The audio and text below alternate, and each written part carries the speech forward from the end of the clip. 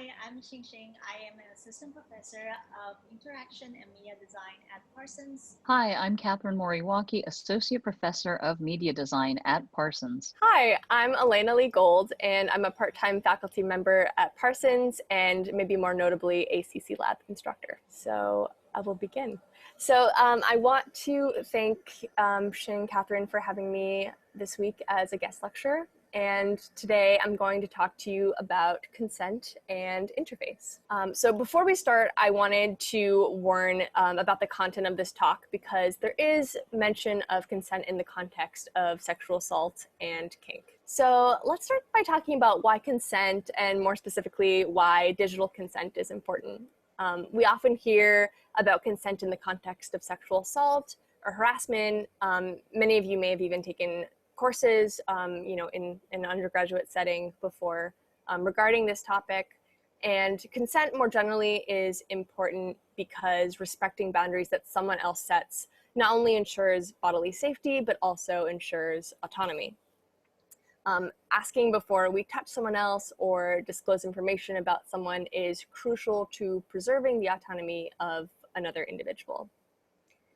And digitally, things get a little bit murkier, especially in the world in which our digital and physical existence are increasingly blurring. It's difficult to draw boundaries around what constitutes our digital body. So I wanted to talk about some of the ways that consent may be violated in this digital space and what we can do about that. So my first example is the Terms and Conditions Agreement. And I'm sure that many of us have been prompted to agree to terms and conditions as a barrier to admission when it comes to accessing an app or a service. These terms are often very long and filled with legalese that might be difficult to decipher by anyone who is not a law professional, but they can often easily be scrolled through and agreed to at the click of a button. So in this case, consent is explicitly asked for, but it's not clearly explained, and it doesn't provide any recourse for withdrawing from the terms at any time. Once you've hit agree, you're sort of bound to that agreement in most cases. So this example demonstrates the way that interface might trick users into consent. An easy access to a scroll bar or the prominent agree button makes it easy to not read and just simply sign off on whatever the terms are. So in my next example, I want to talk a little bit about data collection. And I'm sure we've all noticed that after looking at a pair of shoes or like a cool t-shirt on the internet, we'll start to see that that same shirt or shirts like it follows us on every website. Information regarding the products we look at, the ads we interact with, or the websites we frequent are integrated into a profile of you. And rarely are people browsing, are the people that browse the internet consenting to give this information up, or at least not in a clear way. This profile based on you is an amalgamation of your data, but this data is often sold or used to understand who you are or who others that are determined to be like you are, all without your consent. So this example here demonstrates how simply interacting with interface on the internet through a browser might be enough to consent to being tracked. Lastly, I'd like to talk about the concept of infinite scroll, and a book that I reference really often in my own work, Addiction by Design by Natasha Dauschel, writes a lot about the ways that slot machine design implement mechanics to trigger dopamine release, leading to addiction. Designs like infinite scroll, for example, capitalize on the trance-like movement of swiping down to keep eyes on screens as photos of loved ones or interesting information similarly triggers dopamine releases. Eyes on screens mean that more eyes are looking at and taking in advertisements that are served to people looking at the screen. And those ads are carefully tucked in between posts from people, from friends or from loved ones. And this kind of consent is tricky because scrolling on our phone feels like an action that we're controlling. And physiologically, we are. But at the end of the day, this mechanic is perfected to engage with reward centers in our brain to set us into an endless loop of scrolling. This kind of manipulation via interface is, again, a form of coerced or manipulated consent. So what's important about digital consent is the reduction of harm by having a clear picture of who, what, when, where, how, and why our information is being used. To reiterate, this reduction of harm is done by giving us agency and total control over our own bodies and information, allowing us to dictate how we present, to whom, etc. So I wanted to talk a little bit about the language that we use around interfaces and how that sets a precedent for the way that they intersect with consent. So interface elements often use metaphors to help users understand their purposes. Here we have an image of a desktop, a file, and a folder. These are all images that I think many of you are probably familiar with from Mac OS. And these all conjure the image of office work and reinforce that the computer is a tool for work, and specifically white collar office work. So even if we use the computer for non-work purposes, the language here gives importance to the idea of computers being a tool for working over a tool for other things, such as communicating or creating art. So another example of this is cloud computing. So we might be aware that the cloud is a structure that we save files to, files that don't digitally live on our own computers, but rather in the cloud. And the language and imagery that we tend to use around clouds is often soft and gentle or even ethereal. Cloud computing, though, does not ensure security in the way that the language might suggest. And in fact, it can be vulnerable to hackers or even the company that provides the cloud service. So though the language surrounding interface may not be intentionally misleading, the way we think about interface sets a precedent for the lack of transparency around it. And I'd like to talk about two works of mine that explore consent from two different perspectives. The first work thinks about how interface, framed in the context of ritual, might serve to provide informed consent by humans browsing the internet. And the second work thinks about consent from the perspective of the computer, from the perspective of the interface. How might interface elements consent to being interacted with? So this work is entitled Inbounds, and it takes a lot of inspiration from a piece written by Maddie Bryce, who's a game designer, critic, and industry activist. And the piece is entitled Play and Get Real with It, What Games Can Learn from Kink. So to preface this, I want to define kink using a definition by Francisco Ramirez, who is a sexual health consultant. And he defines it as kink is anything that falls outside the bounds of culturally defined sexual expectations. Kink scenes or encounters often involve fantasy or roleplay. So in her essay, Maddie Bryce outlines techniques used in kink culture surrounding consent, namely discussions that take place in which participants talk about their goals for the session or what their limits might be before they begin a scene or an encounter. During the scene, one can always opt out at any time, a common practice that's known as a safe word. And this word, once said during the scene, halts all action and the scene is ended. Typically, a scene is followed by the practice of aftercare, in which both participants or all participants in the scene are brought down from their encounter and re-assimilated into reality from their fantasy or roleplay, both physically and mentally. This work was interested in examining how to take practices that bookend a kink experience and apply them to the similarly fantastical experience of being online. Practices in kink spaces safeguard the participants by providing tools to reduce harm in the event that participants no longer feel comfortable. And I wondered how I might be able to similarly safeguard internet browsers from harm that comes to them while on the internet. I would like to note, though, that scenes are negotiated beforehand and our experience on the internet can't be negotiated in quite the same way. So my work, of course, has limitations on that front. Okay, cool. So Inbounds took the form of a Google Chrome extension that asked the person browsing the internet to log on before they can start browsing at all. And logging on process steps people wanting to use the internet through a series of rituals that help them define what consent might look like on the internet. My intention for this was to attempt to draw boundaries between one's physical and digital worlds. The rituals here work to distinguish between the physical and the digital by drawing distinctions between the two. So for example, the ritual starts by asking that the internet browser physically touch the boundaries of their screen. They then practice making a visual connection between a spinning loading icon and a traditional breathing exercise as a reminder to continue to connect with their physical body as they spend time digitally on the internet. They then go through a process of coming up with their own safe word that they can enter anytime on the internet to immediately be logged off from the internet. And lastly, they're encouraged to see what their camera sees via a video feed, and then use their own eyes if they have that ability to draw an extension of what the eye is capable of seeing outside of the camera's view.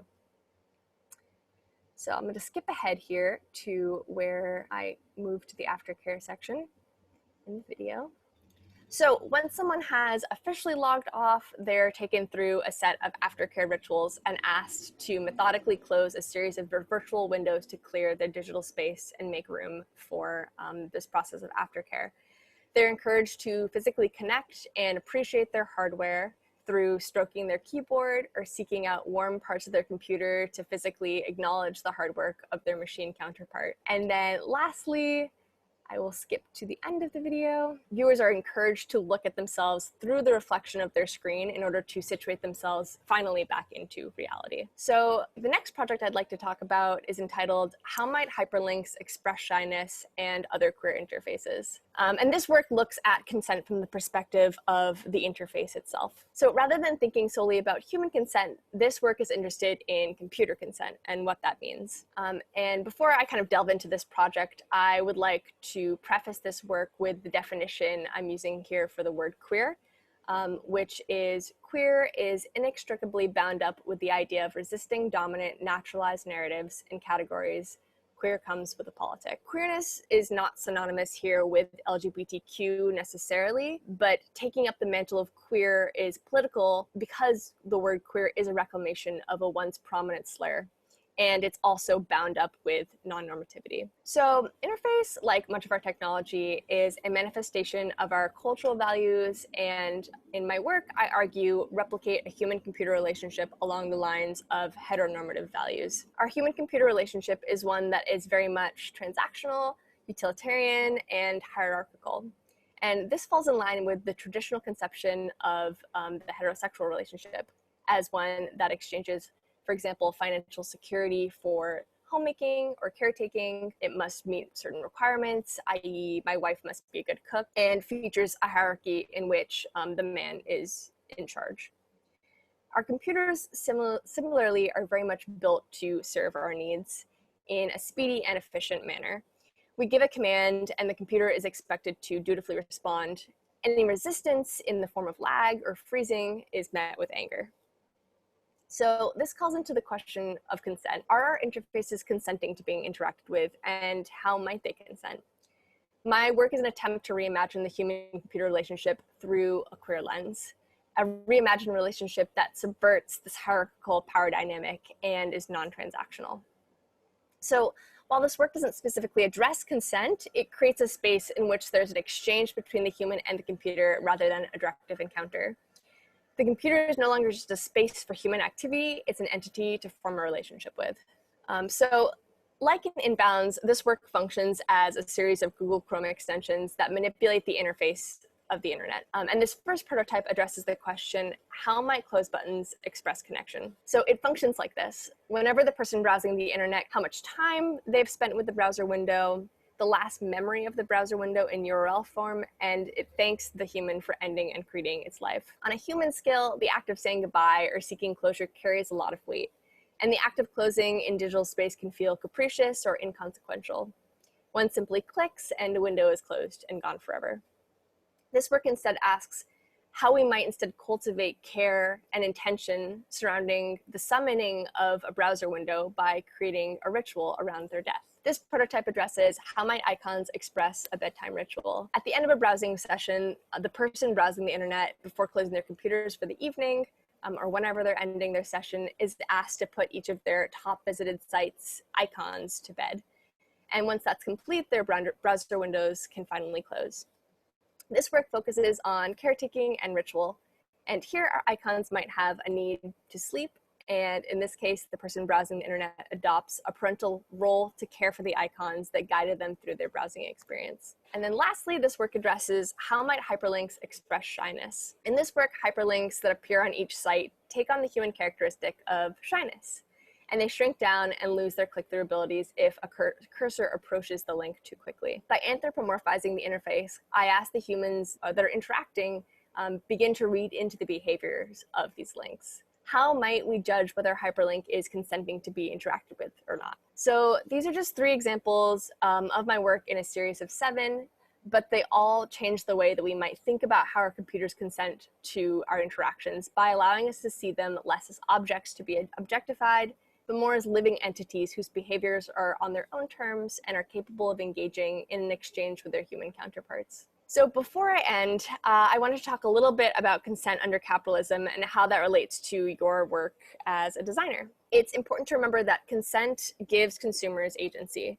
And without it, we, of course, lose that agency over our bodies and our information. The disguising of nefarious intentions of platforms in a Facebook quiz, a la Cambridge Analytica, or with barely visible close buttons on ads is intentional.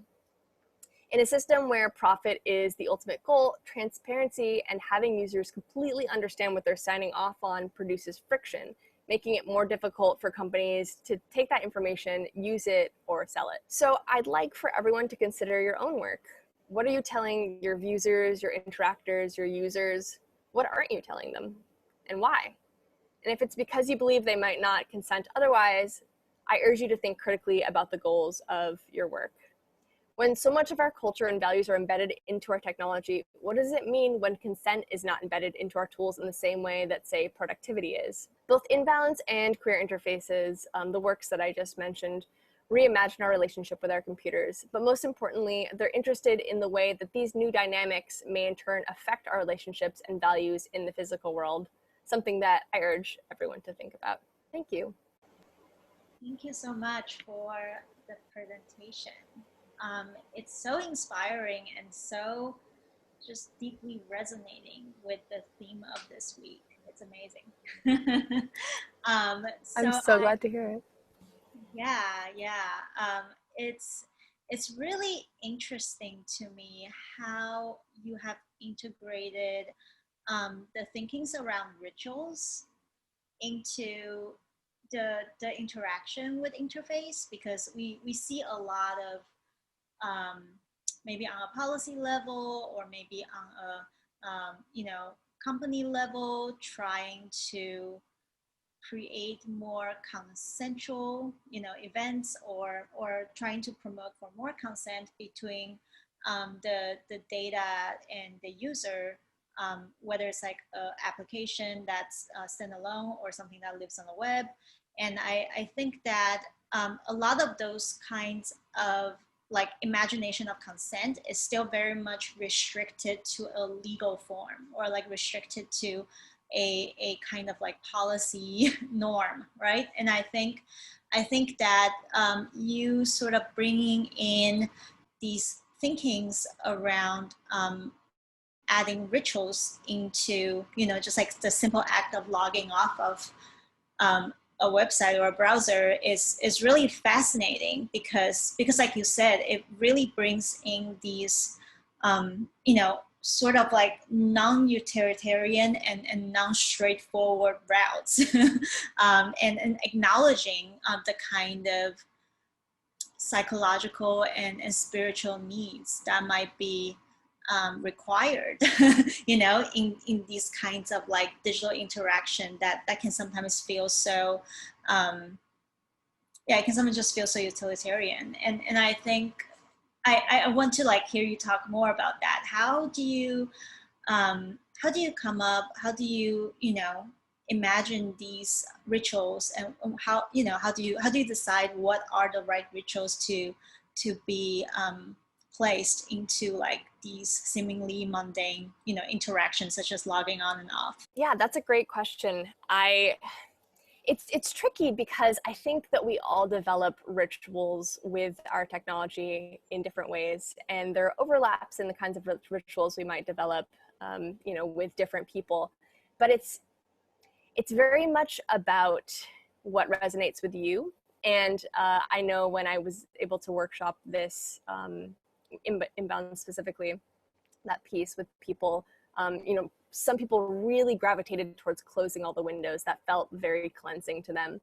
And so I think that if I were to push this further, which I would like to, I would love to gather more data about rituals that people already have, and rituals that, sort of incorporate maybe the physical self with their digital devices, and see how I can sort of think about that as a preparation for, delving into like the fantasy world of the internet. So one of the things that struck me about your work is the sort of subjectivity of the machine, and the fact that in the work that you're making, sort of machines have an identity and a presence and agency. They're not treated as tools for us to accomplish an end goal, but as actual living, sort of acting, sentient beings, right? In any kind of relationship. And so what are your thoughts in terms of where artificial intelligence is going, in terms of machine learning, and really the kinds of relationships that you think we might develop in the future with all of our kind of tools and technologies? Because your work actually suggests a really different way of thinking about these things in our lives. And of course, I'm thinking of that in the context of like Siri and Alexa and the, any number of kind of helper robots that are in development or being researched. Yeah, sadly, I'm not so optimistic. I touched on this a little bit in my talk, but it's so common for humans to have a angered response, or to get angry with their technology. And that really concerns me because, forgive me, I haven't actually read a study that sort of like thinks about the anger in, relationship with anger, to other humans, or, in relationships. But I think that is the most frightening, is the sort of like inhumane way we treat our technology, like throwing it or, not caring for it. I think also we're sort of moving on this trajectory towards having relationships with our computers that, are sort of less and less human. And we also program this kind of like subservience into our technology. So, for example, with like Alexa or with Siri, there's sort of like this subservience that's sort of pre-programmed. So again, I'm not optimistic, unfortunately, because I think that, given the incentives that we have to sort of streamline our work, or like streamline the interactions we have with our devices, I think that trying to aim for those cultural markers, that we kind of assign to successful technology, will push us towards having a relationship that's less and less human. And I ultimately worry that will affect the relationships that we have with other humans too. I will say though, what I can appreciate is that your work actually shows that there's another possible way to do that. That in fact, we don't necessarily, it's not a given that we have to establish this kind of subservience with our tools and our technologies. It's interesting to present this work to people and have them react with, I don't get it. This is useless. This slows down my experience of being on the internet. And then there are other people that, have used inbounds and have really enjoyed it and enjoyed the kind of slowing down. And I think those people recognize that in you know, like in an increasingly faster and faster paced world, that there is a need for the kind of slowness and the humanity that, you know, interacting with our computers in this way might bring. And so, you know, that does bring me a little bit of hope. I think what's being brought up and discussed is super interesting, because I think that speed and rhythm of how events sort of unravel is really intertwined with consent. and whether one can even consider to give someone consent or consider whether you know, you want to accept anything that's being offered, you need to you know, be in a certain kind of rhythm that is certainly slower than the kind that's being offered to us right now in the everyday browsing experience. And so I think that thinking about speed and like the performative aspects of interacting with the web is really tied in with, you know, whether it's possible to have consent or not.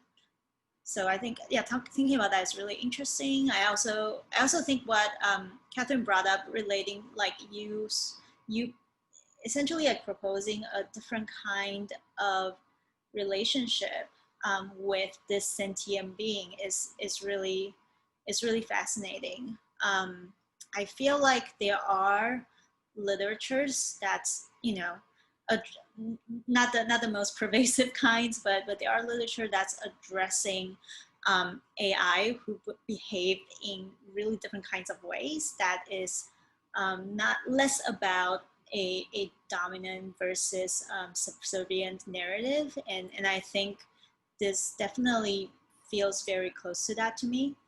But yeah, I think that's, yeah, there's something really interesting when you talked about like you being concerned about like sentient computers or people getting angry about technology. It really reminds me of like the kind of anger that like people who are driving and having road rage having, right? Like this idea that, you know, you can yell at someone or say nasty things to someone because under the assumption that they cannot speak back, right? And that is how that whole like emotional logic operates, you know? And I think there is a very deep like relationship with like thinking about consent and power and where those emotions are coming from, and where, you know, where those assumption of how those emotions are going to manifest and dominate is expected, you know? Like I think there's just so much there, and I really appreciate the slowness and the fact that we can't operate on that impulsive logic in the work that you're doing.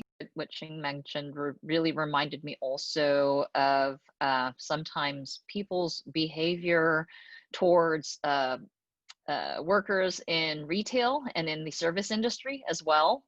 And you know, your tying of capitalism, right, to consent, I think is really rich because of that, because so much of the ways in which workers are often treated, you know, is sort of rooted in this kind of extraction model of like, oh, okay, this isn't a person, this is a resource here that I'm able to utilize while I'm shopping or while I'm dining or engaged in leisure. And it's really, if you know, analyze the dynamics of that, it really is rooted in this capitalist idea that looks at that person not really as a person that you have a relationship with, but really as sort of an object that you then extract something from. Catherine, you mentioned that consent really is tied to capitalism in such a deep way, and I think that is sort of the scariest part about all this, is that, you know, we're just simply not incentivized to care about whether people consent or not. And, you know, thinking about, for example, I think the terms and agreements sort of example was a great one, because it preys on this like speed that we're accustomed to, that, you know, is also a result of capitalism and where we are with that now. And so because we are accustomed to this pace and we're suddenly presented with something that is an obstacle, you know, like a really long terms and agreements form, and then we're presented with the solution there. We're sort of the tension is created and we're presented with the solution right there with the I agree button. It sort of provokes this, this immediate sort of like reaction of, oh, I need to quickly get through this. Like, just like how I perform other activities on the internet. And so I think there are so many kind of psychological ways too that people can manipulate consent,